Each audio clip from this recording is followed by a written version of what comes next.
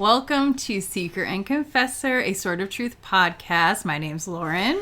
And I'm Frank. And today we are going to be talking about Chapter 6 and 7 of Wizard's First Rule. Hi-oh. And today, if you're not watching, once again, you are missing out. Perhaps sorely missing out. Yeah, this time you're really missing out because Frank is wearing his wig to... This is my wizard's wig. He's looking like Zedd today. And Zeddicus Zu'l Zorander. It's really a good wig. It's a good wig. Yeah, and I'm, if you can see, I'm Zedd's cat, because that's the only other person that showed up who was new this chapter. Second character. And I'm not even doing a good job because the cat was not black, it was brown, but just bear with me. Being shirtless was not just a random choice. Zedd actually is naked upon initial arrival. And so am I. So he does have a robe he can put on if he wants to, but honestly it's really freaking hot in this room when we're filming, so Zedd being shirtless really might have worked out for you. Oh wait, we need Shar. She's dead.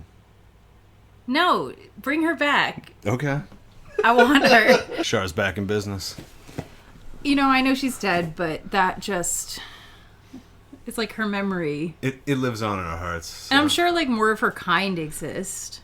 Yeah, they do. They have to. So there they are. There they are. So we left off... That's why I thought of her, because I was going to say...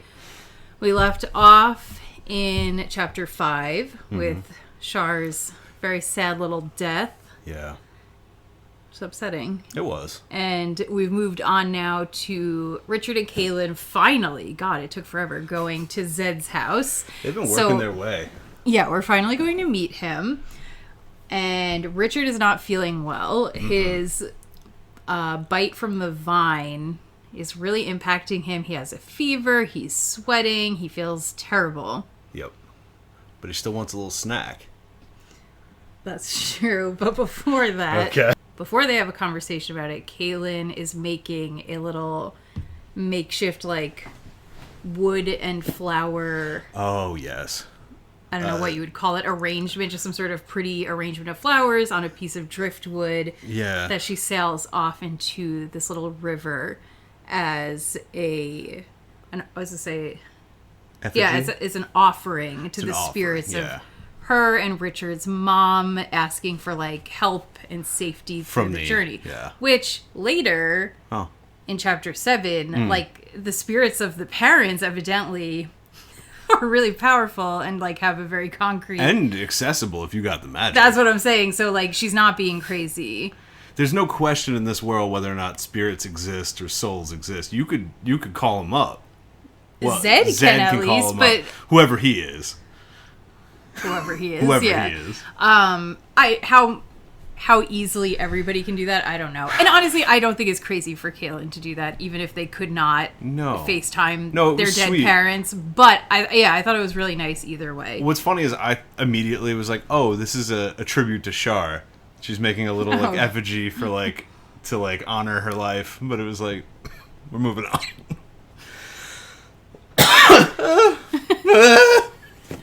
Okay. I'm an old man. I have old man disease.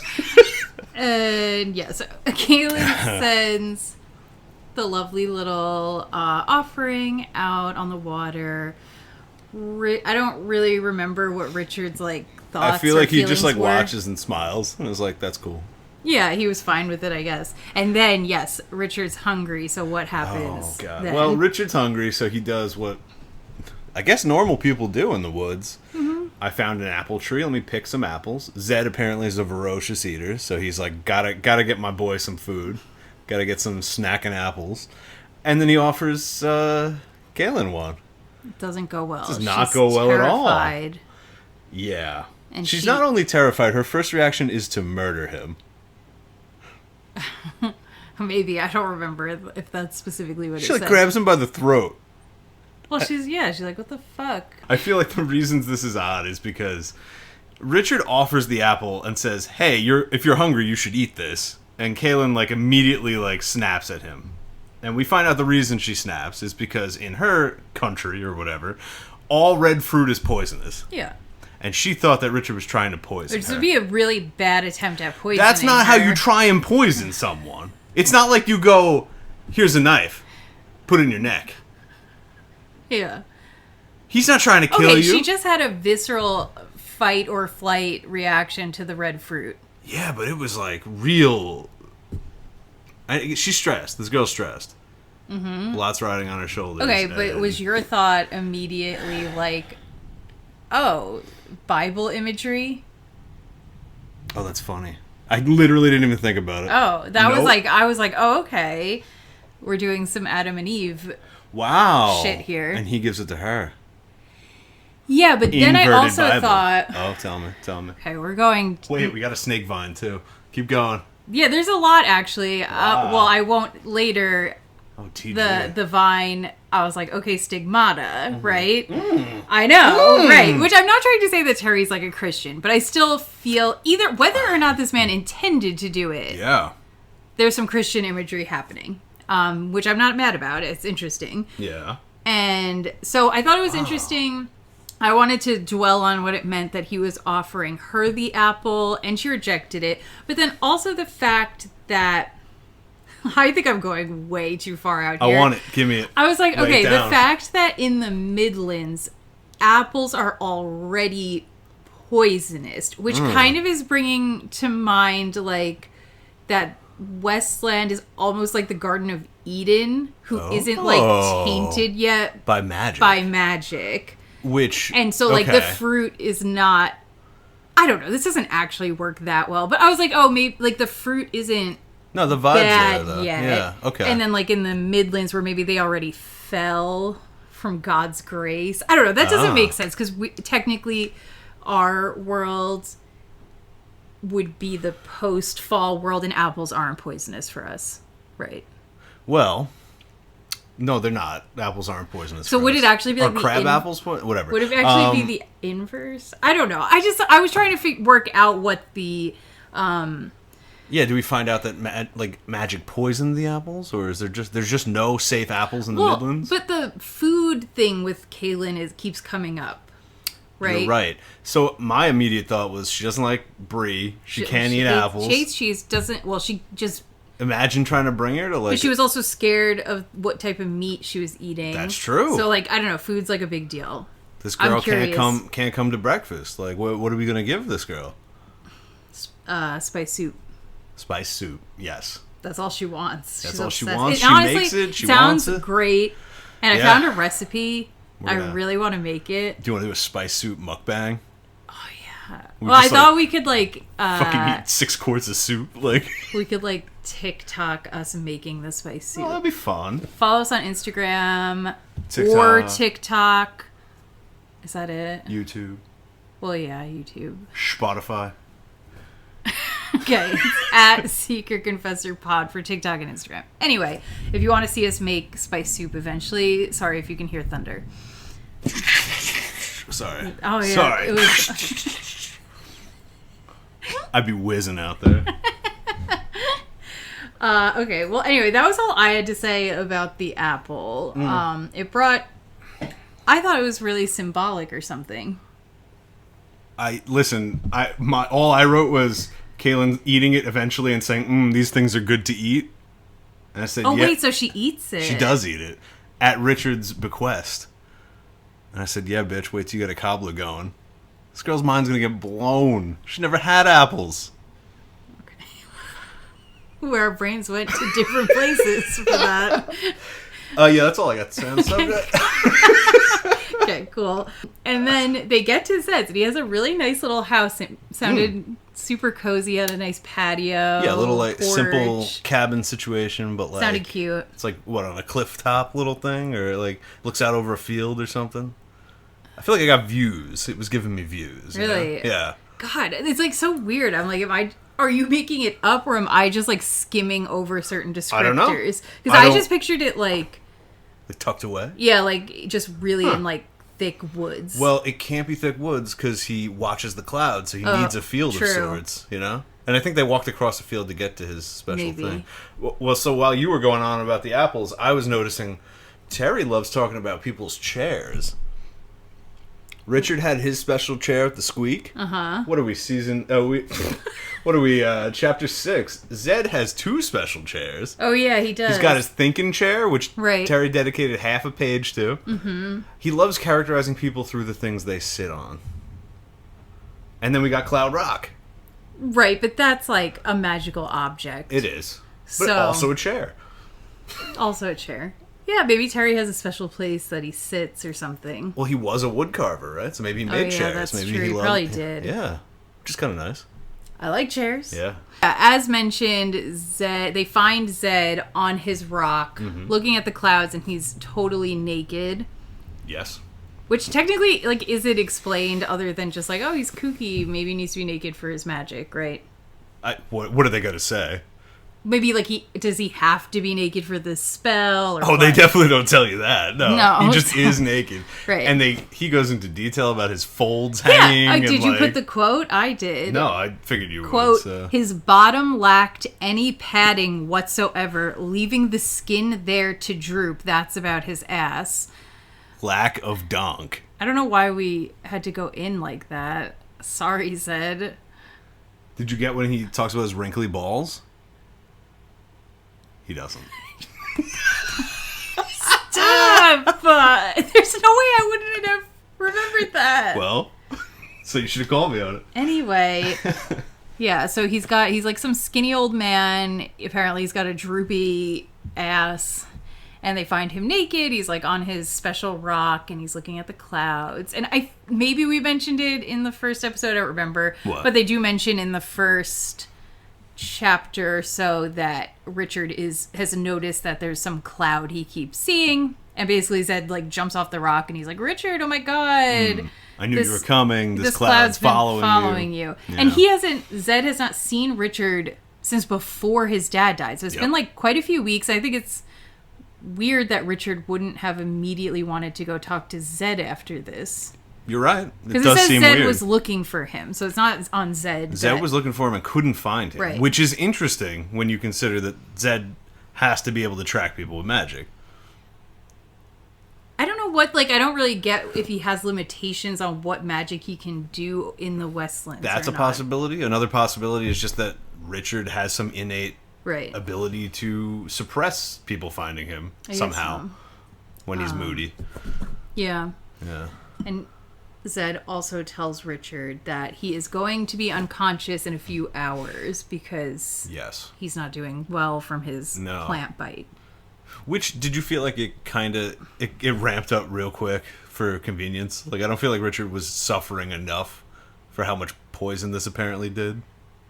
I don't know. How do I know how plant poison, fantasy plant poison gets released?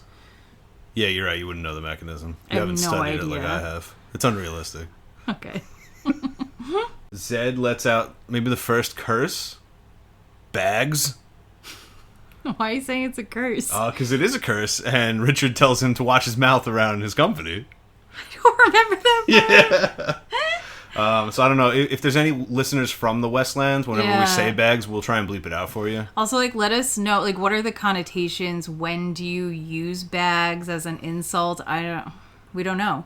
We're not really sure of the conventions. Yeah. I don't want to. I don't want to hurt anybody. I want to be problematic or appropriate bags. But is bags from the Westlands or is it from the Midlands? Because Zedd could have picked that one up back in the day. That's true. But so he clearly says a lot. Midlands listeners, if you could let us know. Please. Thank you. Yeah. So we got Zedd is a nudist, a spellcasting nudist who... Yeah, it sounds great. Also just curses a bunch. That's who I want to hang out with. Richard introduces Kahlan to Zedd. Mm-hmm. And at first Zedd's really in... Which... Now I'm thinking back, this whole part where he's getting introduced, is he naked the whole time or does he put his robe on? He's naked the whole time. If you go back, Richard forces the robe onto Zedd, much like this. like this. Because he keeps saying, dude, I got company. Dude, I got a girl over. Zedd, stop being like this. And he's just like keyed in on Richard. Like, I don't care. Right. I don't care. Yeah, true. So Richard puts the robe on. This is really hot now. But we're gonna. You don't have to wear deal it. With, no, I do. Because Zedd did. So I will. So Richard forces the robe onto Zedd. Okay. And Zedd's super aloof. I think it's on Inside Out. Well, that doesn't really... Fuck. That's fine. I'm not. So, yeah. Richard introduces Kahlan to Zedd, and Zedd kisses her hand. He does. He's really got rizz. He's rizzed out. Right? Yeah, no, absolutely. Like, he's immediately like, oh, my lady. And he's naked. Like, he's really rizzy. Yeah, he's got no ass. He's naked. And Richard's like, oh, my friend's here. And he's like, oh, should I be embarrassed in front of a girl? Says something about, like... Yeah. Gives her a smooch, but then...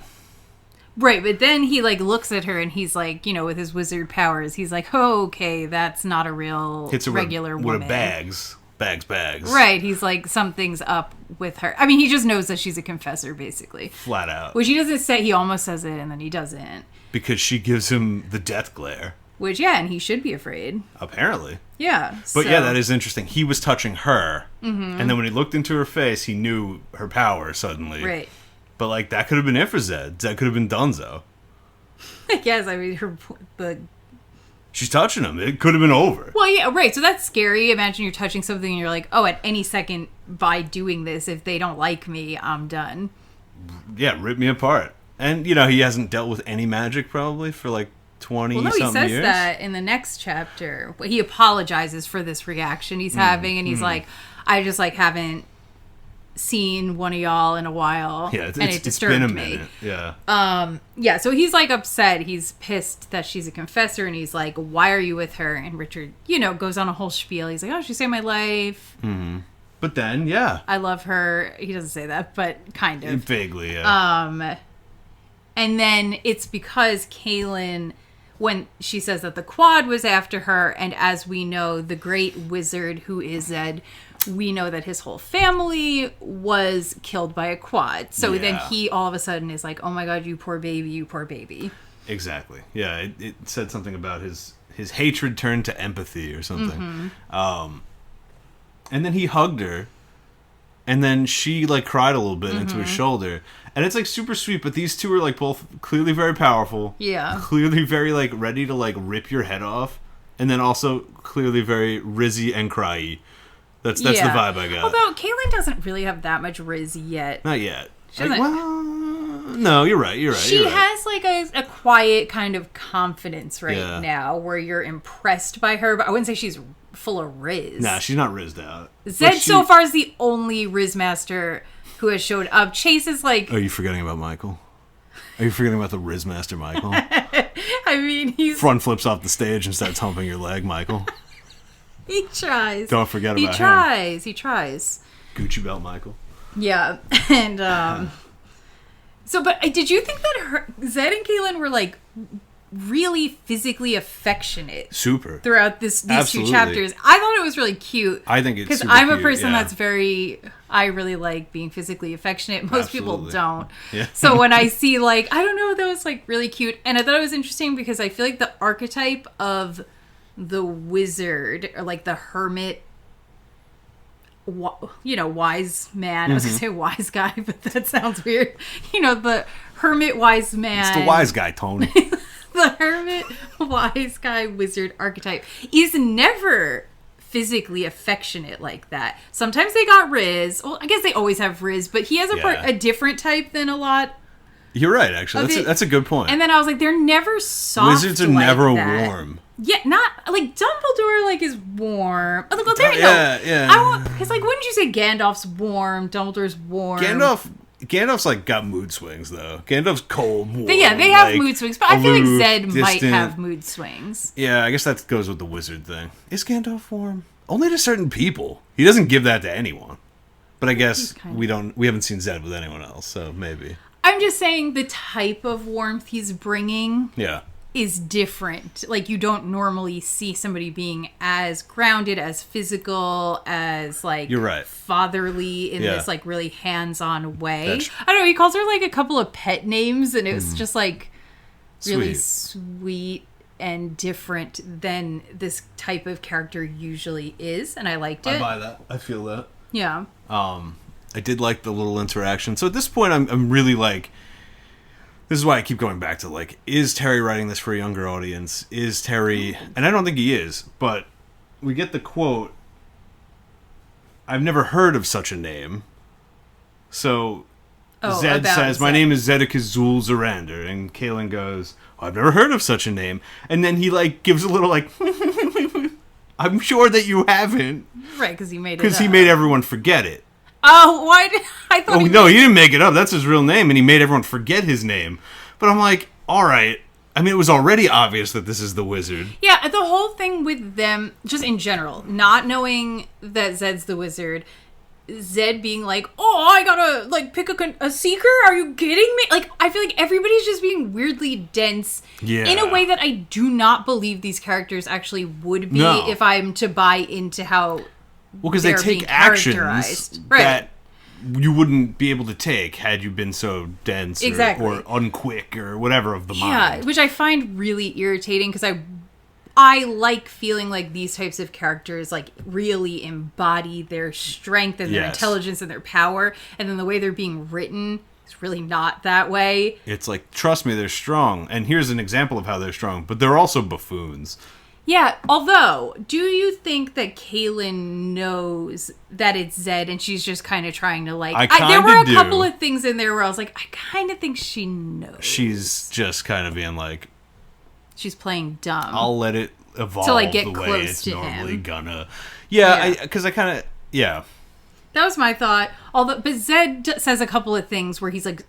so shocked by what Kahlan's saying, where I'm like, I don't think you'd be surprised by this. Why are you acting this way? Like what? I'm curious. Well, I guess because I feel like we're going to have to get to it. But like, again, her being like, yeah, I came here because I need to find the wizard, because the wizard needs to pick the seeker to go against Dark and Brawl. Yep. And he's like, what? But it's like, if you knew...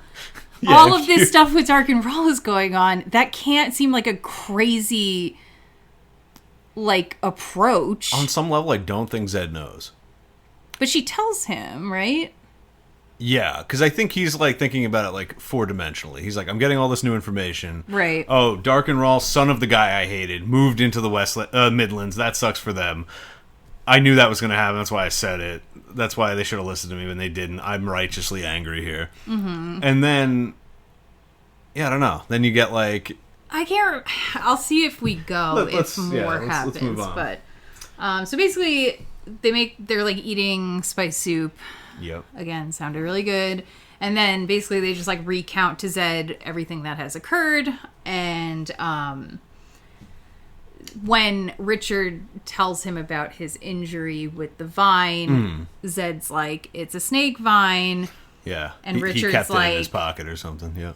Hey, hold up, because that's in my secret book, the snake vine. Which you'd think Richard's dedicated his entire life to memorizing this book, which we haven't gotten to yet, but we will. And he's like, he like didn't think maybe it's a snake vine. Why would he think that? Because all this shit's happening. His dad left a weird vine in a thing. He's got to go find it. It hurts. I don't know. This book could be like 600 pages long. But it's... And Richard has no context for what... It didn't look like a snake. It bit him, but I think I might think about it. You might think about it, but he's also got a fever. Like, you know... He's had a lot going on. Earlier, like the day that he finds it, like the day that it bites him. I don't think he's going to think about it. It bites him, and then he finds Kahlan. This dude's on a roller coaster ride right now. Maybe. Michael, the Gar, the Quad. It's not easy being Richard. Cypress. Well, the book we find out is called The Book of Counted Shadows, which is like a cool name. Dope name. Yeah. And Zedd's like, hey, I know what plant I need to cure you. Cure him, help him, I don't know. Yeah, he's got some herbs that he has to go get. And then Richard says, the quote that's from the book, which is... Oh, I'm glad you quote. Yeah. And when the 3 boxes of Orden are put into play, the snake vine shall grow. Yes. Yes, which this is once the boxes of Orden and all that started getting mentioned, it's like zip files unzipped. Oh yeah. If you had tried to, like, I would never have remembered any of this. I don't remember the before boxes I saw of those Orden, words. but now I definitely remember the boxes of Orden. And Kahlan says it, right? She tells Zedd. Yeah. Dark and Raw has put the boxes of Orden into play or something like that. Yeah, later. And Richard goes, oh, and then like has like that mental brain blast of like, that's in my book with the snake vine, and then he passes out, right? Okay. It was described like no. It wasn't. That's your weird. That's my interpretation of what happened. Anyway, yeah. So that's the quote. So Dark and Raw's done something with these boxes, and now the snake vine showed up. Okay. Oh no, Richard's poisoned. Right. I mean, that's pretty much all I have for chapter 6. Do you have anything else you want to add, or shall we go to chapter 7? Nope. Richard is dying. That's all I wrote. Yeah. There you go. He's like in this dream state. Zedd and Kahlan put him in the house and lay him down.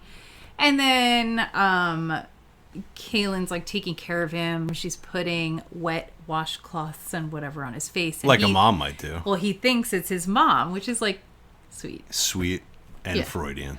Yeah, sure. But like not like in a weird way. Like just like in a natural. Yeah, like, in a that's normal just how way. that works. But also I'm gonna defend it. Anyway, you go. Okay, then we go into the whole thing with his dad, right? So Richard is in and out of sleep. He's having this fever dream or whatever. Kahlan's his mom. His mom's Kahlan. And then he starts recounting what happened with his father growing up, which was that his dad took him deep into the woods and said, here's a magic book.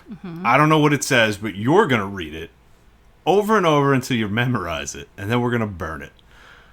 Crazy and this thing takes to years. Do. Yeah, crazy thing to do. It's a crazy thing to do, but Richard, being a sweet boy, is so honored that his dad would ask for help. But also, yeah, if somebody, when I was a tween, like that age, if somebody had been like, you need to memorize this real magic spell book, I would have 100% dedicated my life to that. That's a hardcore thing to ask a kid, but it's also like exactly the sort of thing a kid would think is so, I'm so special because and they'd of also this, be their brain is like in that state where they'd be really good at memorizing it and everything. Definitely.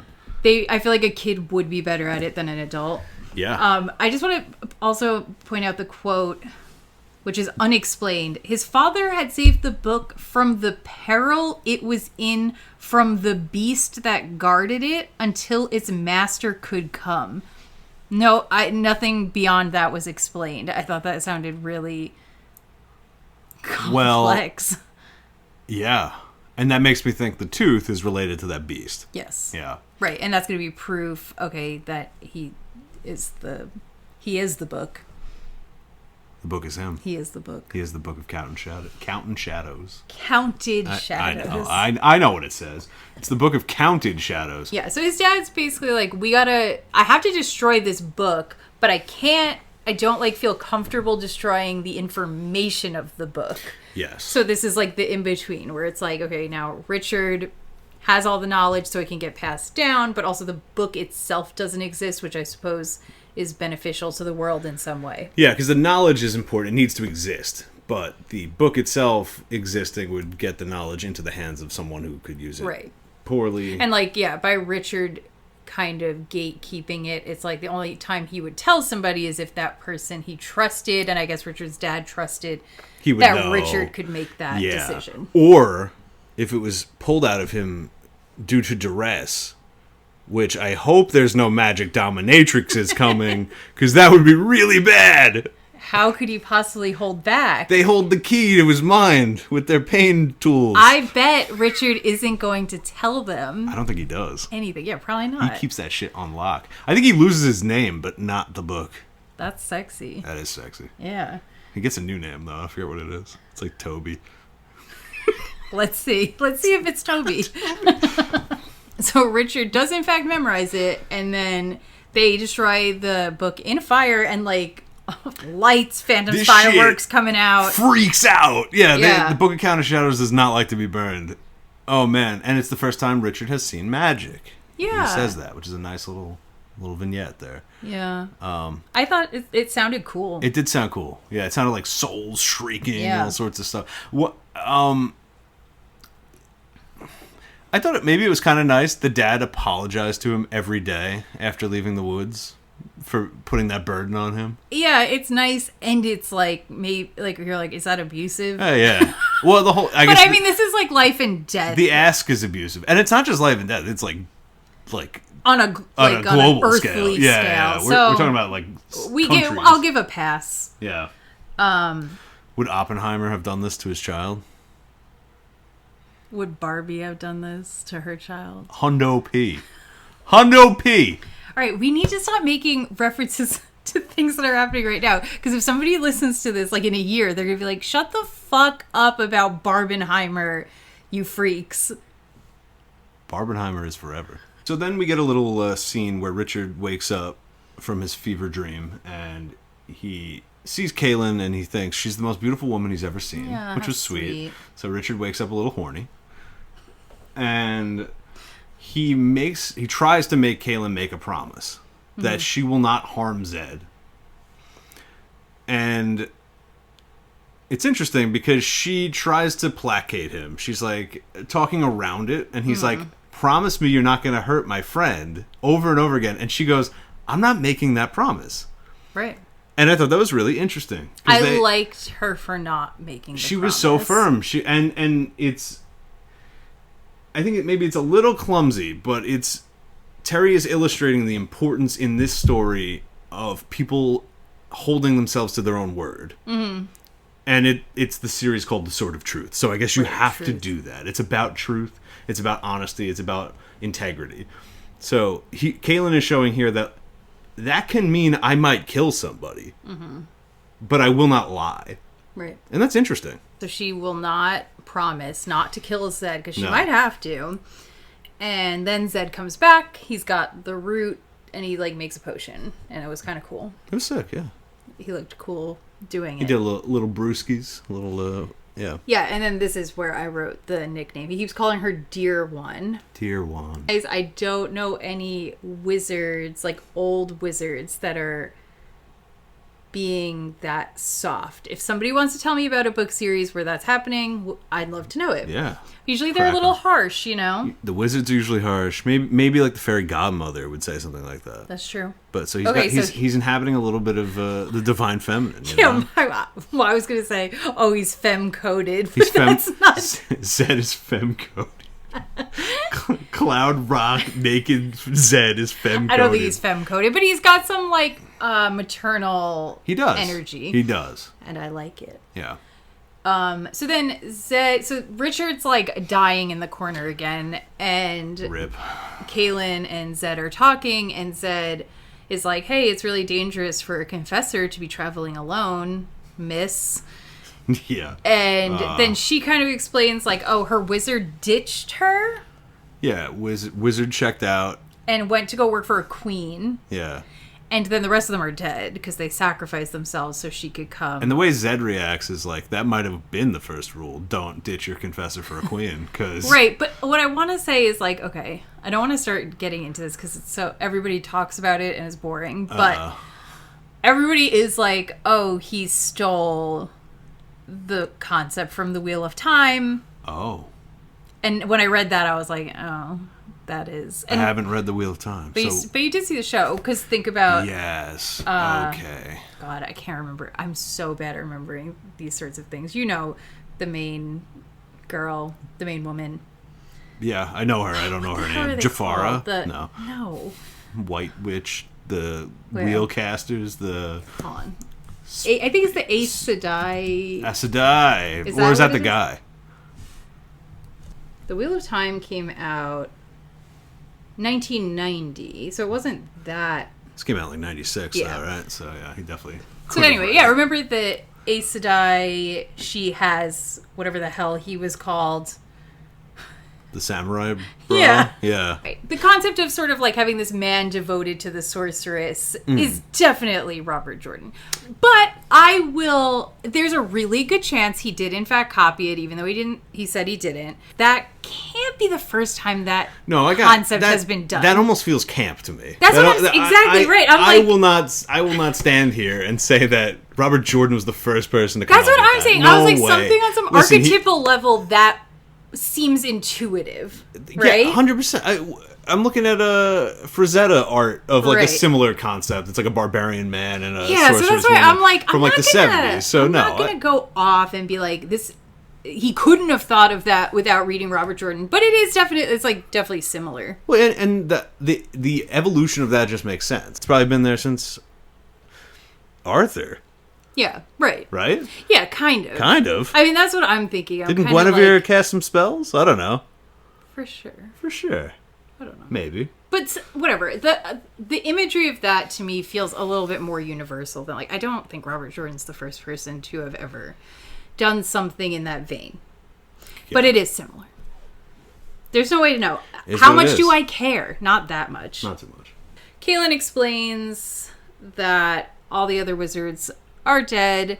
So all the wizards are dead, minus one who sold her queen magic, went with the queen, right? Mm-hmm. All the confessors are dead, except for her, right? Yeah, including her sister, who died in her arms. Yep. Sad. Who got quadded.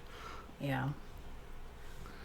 And now we're looking for... So we have one wizard left, one confessor left, and hopefully one seeker left, right? Mm-hmm.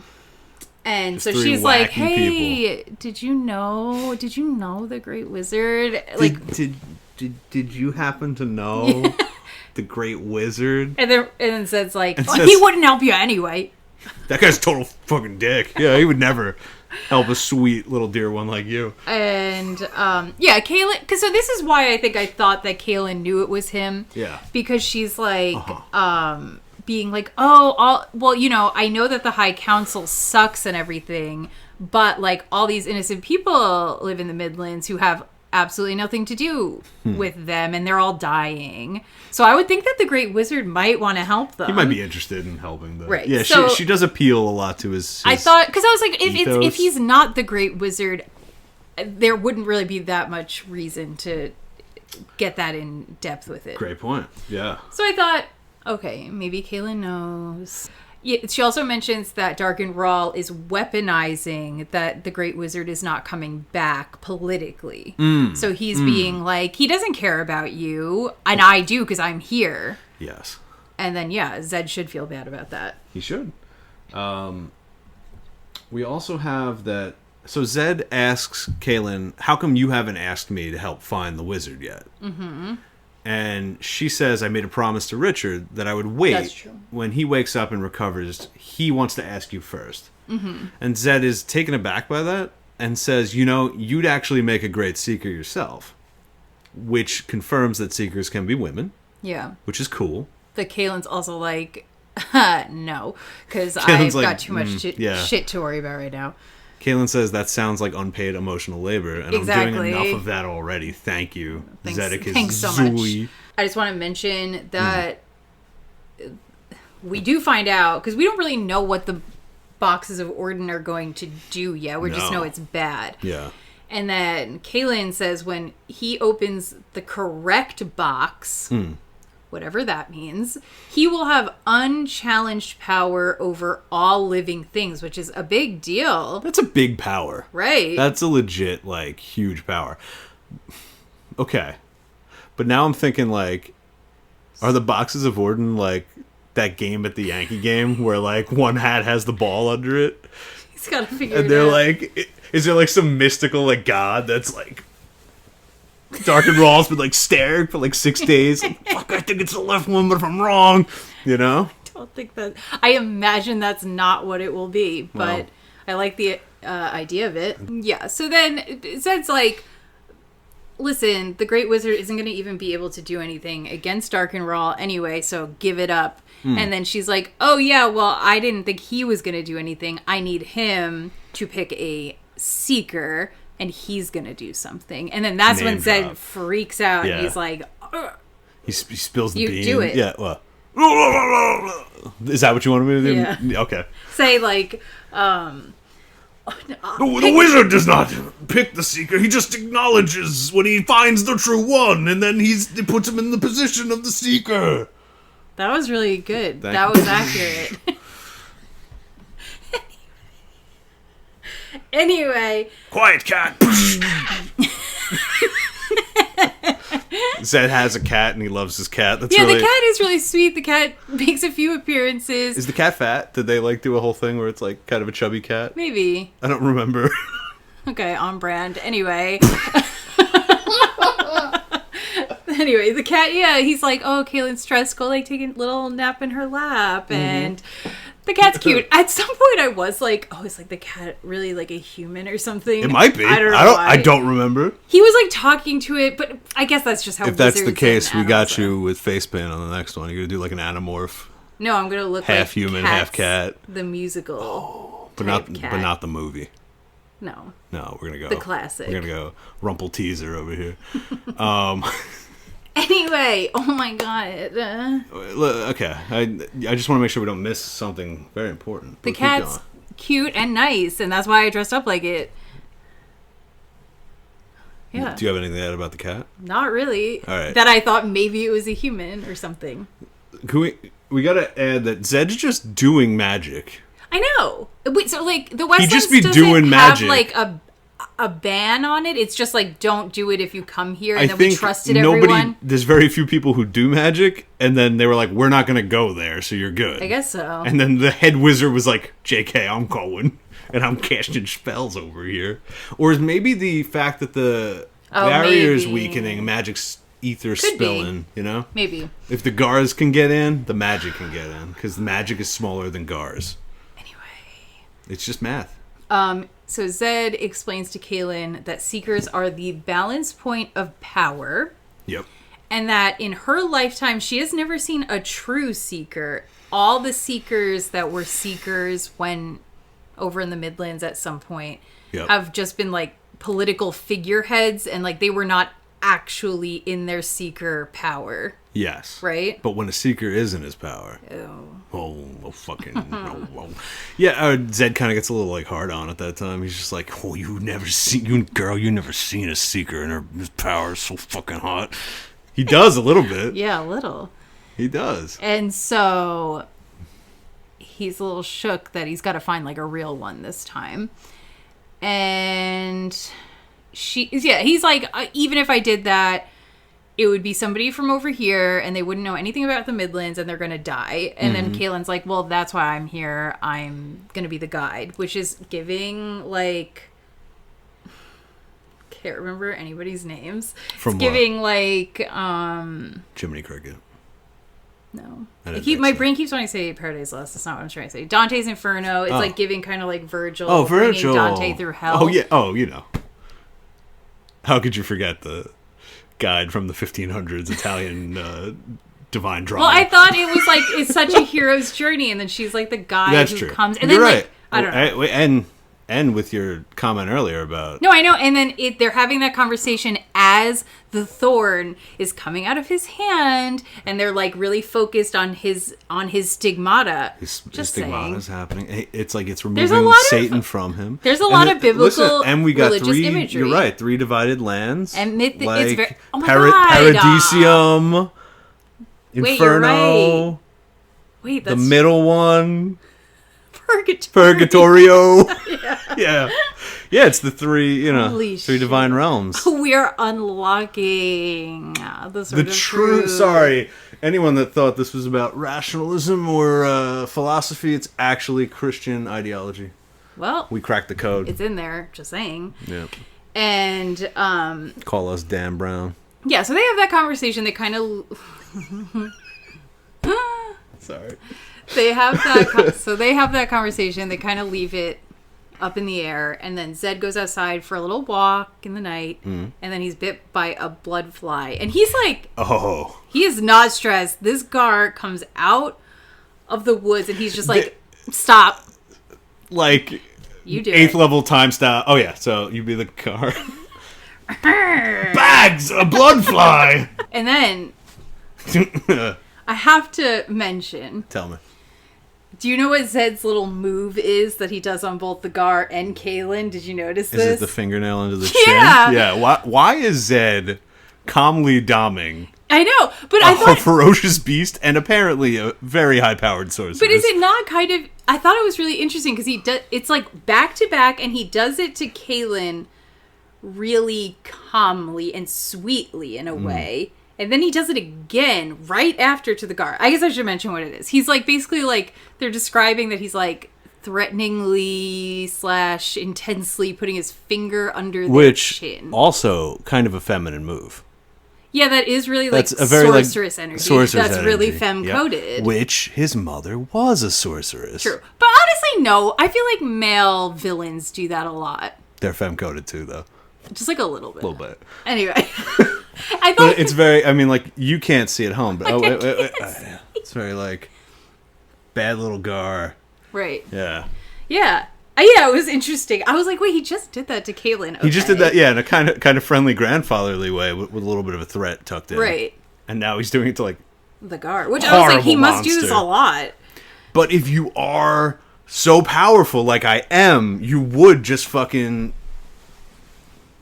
chin tickle anyone you wanted. Yeah. They're all little kids to you because you can cast hellfire missiles. Yeah, that is part of the rizz, though. That's why. That's part of it. That's why he doesn't wear clothes. It's like, I got the biggest magical dick in the land. I can't let you wear this wig anymore. I'm never taking it off. This is the true me. Okay, so anyway, the guard comes out and attacks him. Zedd does his little move, and he like freezes it with magic. Yep. Time stop. Then he like goes under its chin, and he's like, "Hey, so there's like a quad coming from Tahara, which we can assume he just knows via magic, and then he's cloud like, shit, probably. He's like, hey, you gotta go kill it for me, and if you don't, I will kill you." The end. I mean, it's like it's a really basic threat. They're coming. Go get them, and then stay the fuck out of here. Yeah. I don't want to ever see your flies again. That's what he said. Yeah, he said that. Yeah. And so then the guard, he listens and he leaves, and we can assume, I guess, that guard he's going to do fucks right it. off. Yep. Yeah. And then. I'm leading to you. Oh, and then, he starts doing some magic with his rock, which we find out is not just like a stationary, like actual rock that he likes to sit on. It's like, it's a magical object that belongs to Zedd, and he uses it for many things. Yeah. And so he like, I don't know what he's doing. It's kind of like, it's like spinning, it's liquefying, transmuting, transmogrifying, translucid. Zedd has this magical rock, and it's spinning, it's flipping out. And so it's probably a UFO. Keep going. And basically he's like summons ghost reflections. Well, it's like it is his parents from beyond the veil. It's not even not even like a, because sometimes it'll be like an imprint, like say the Harry Potter portraits where you can get like wisdom, but it's not actually them. This seemed like it was really them. Well, it's like, in, what is it like? Well, even in D&D, there's that Speak with Dead spell. Right. And you can only ask them questions they knew in life. No, this... Zedd's, like, asking them, like, hey, what's up in the afterlife? And they're like, it's pretty good. We got tacos down here. And, like, they're just, like, riffing. Okay, couple of things. Well, one, because I keep talking about how Zedd's, like, a different wizard archetype. Yeah. I think it's really interesting right away, because usually it's sort of, like, this, the layers of like the old man. I don't know how to explain this. Like the old man doesn't usually need help. He never needs anyone. He's a hermit, so he's always by himself. Well, yeah, but also like it's supposed to be like, I don't know. You never think about. Well, he's the fount of wisdom usually. That archetype, right? So it's interesting to immediately be like the fount of wisdom character is like mommy and daddy. I'm going to ask mom and dad for help immediately. Some part of me feels like, okay, maybe there's a reason why we don't do that, because maybe it weakens it a little bit. But then there's also something interesting about being like, okay, even this guy like had parents. Yeah, I didn't like though that they were able to give plot relevant information to him. I think that's really lame. Well, they just happen to know it. So they tell him that Dark and Raw, they're like, Dark and Raw only has 2 boxes, not 3. And then he's like, well, why would they put them into play without the third one? Because only a crazy person would do that. which I guess makes sense so far. Well, how can you know if the baseball is under one of them if you only have 2 of them? Right. It doesn't seem like a good plan. But so, like, they drop... That's big information, and we just got it from ghost parents who then are like, we can never come back either. Yeah, so it's not even, like, something we're going to form a relationship with in the story. Wouldn't you just then be like, Zedd, you got your parents? Can we call them up again? Like, spy on Raw for us. That's true. Like, actually, sorry, but last time. It's pretty lame to just be like, anytime I need lore or, like, things they shouldn't know to be known, I will just, like, drop a mechanic and I'll find be like, a way. And to not have it be unbalanced, I'll just say, and it won't happen again. That can't be That's weak as hell. approach. No, that has to now be part of the accessible lore. I can deal with it in stories where it's done really, like, artfully, and I feel like it's... I don't know. There are definitely stories where, like, kind of undeserved things like that happen, but they, like, have a lot of emotional resonance and it's done sparingly that I like. Mm-hmm. I can just tell, I'm like, I don't think so. It's too early to be, like... pulling something like that off for me. No, I don't. I agree. And his parents also tell him that the reason that he's been able to do everything that he's been able to do is because he's been traveling the underworld. Dark and Raw. Yeah. And so he's been going... Which, okay, does that kind of give... so it doesn't make sense that he wouldn't be able to summon them again. Oh, that's kind of weak. Okay, but they only know things because he's been in their zone. That kind of makes sense. It's kind of whatever, but it's kind of like, Right, but I'm like, well, Dark and Raw just keeps coming over our house saying how he's got 2 boxes. I don't think he said it, but I'm willing to believe if you enter the underworld that the dead might be able to, like, read your mind. I think they could probably glean information. No, he's just walking around being like, I got 2 boxes. Maybe that and does. no book, and they're like, can't wait to tell Zedd. Hope he summons us. I mean, yeah. So anyway, that makes sense. That explains how he's been getting into the Midlands from Dahara, and it's like, oh, how do people even know who Dark and Raw is? How did he gain a following of people? Well, that's how he traveled through the underworld. To pop out there and do some magic shit. Yeah, so he's been fucking with it. He's been fucking with it. And then they're like, don't send Richard through the boundary. Yes. Because Dark and Raw will 100% know that occurred and will be able to find him. Oh, it's like a tripwire, yeah. Right, and then Zedd's like, okay, well, how am I getting him to the Midlands then? How do you think he's gonna get there? I don't know. You don't know? No, you remember? I just did when you said that. Fuck, I don't. Because they can't go through the boundary. But what went over the boundary? Oh, are they gonna fly on a gar? No, they will fly. On the rock? It's either the rock or what was that big red thing that Richard couldn't quite make out? What, a dragon? I think they're taking a dragon over. I don't think so. We'll see. I don't know. And then also, well, I was like, but could the big red thing have just been a gar? No, because on the Stone of Tears cover art, there is a red dragon. So I said in the first episode that I was like, oh, were there dragons? And I feel like you were not sure. There are. And then I was not sure. And then I looked at covers, and now I know. And then I also said that he stole the dragon's egg at some point. I'm still standing by that. Maybe he did. Well, maybe that's what the Stone of Tears is. Oh, shit, it probably is. Holy shit, it's a dragon's egg. I bet it is. Is the tooth a dragon's tooth?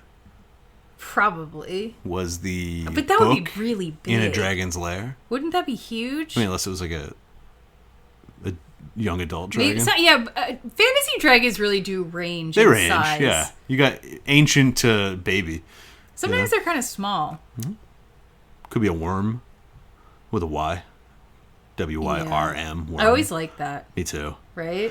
Yeah, basically my last notes were just that they were like, sorry, now that the box of Ordin are in play, we can't be crossing the veil. I don't know, now that I'm thinking about it, I'm like, maybe all of this lore kind of makes sense. It kind of works. It's kind of okay. It's not the tightest, but maybe it's tighter. Tight. I think it's tighter than I think it is on first glance. Yeah, I think it's fine. So yeah, I mean, in summary, what? So we got the ghosts. Oh, and that he needs the book as well, which Richard has in his head. Yeah, the Book of Kahlan Shadows. Dark and Raw doesn't have that, and he needs it. Yes. So I guess it's a playbook on how to tell which baseball the box is in. Yeah. That's what I'm gathering. Thank you to the very few couple of people who are like commenting on YouTube, on the shorts, on the TikTok, Instagram, even if it's like dumb shit. We get really excited. Please, any comments. Literally anything. Do you wanna plug the email? I mean, yeah, if you want to email us at seekerconfessorpod@gmail.com to Shoot us an email. Anything, you can, but you could DM us, you could just leave a comment. If you want us to talk about anything at all. Yeah. I mean, we don't want to like spoil ourselves. That's the only thing. You don't want us to spoil. Don't spoil ourselves. Us. But other that's a than real that, jerk move. But other than that, I think we're good. But yeah, thank you to everybody who like DMs. It's really nice. We like talking to you. We love you guys. Yeah. And this wizard is out. Goodbye. Bye.